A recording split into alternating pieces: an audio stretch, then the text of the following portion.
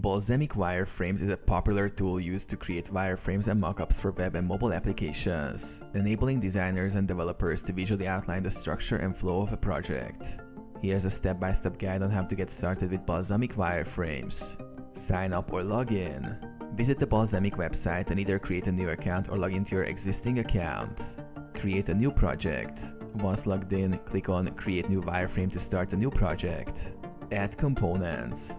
Use the left-hand panel to drag and drop components onto the wireframe canvas.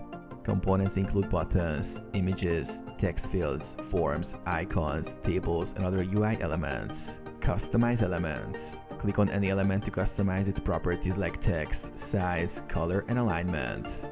You can also add links, change states, and adjust visibility. Create pages and links.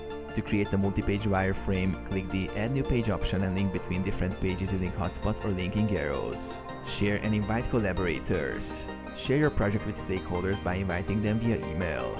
They can view, comment, or edit the wireframes in real time if you give them permission. Review feedback. Collaborators can leave comments on specific parts of the wireframe for easier feedback management. Export. Once the wireframe is complete, export it as PDF, PNG, or other formats for sharing or printing purposes. Present.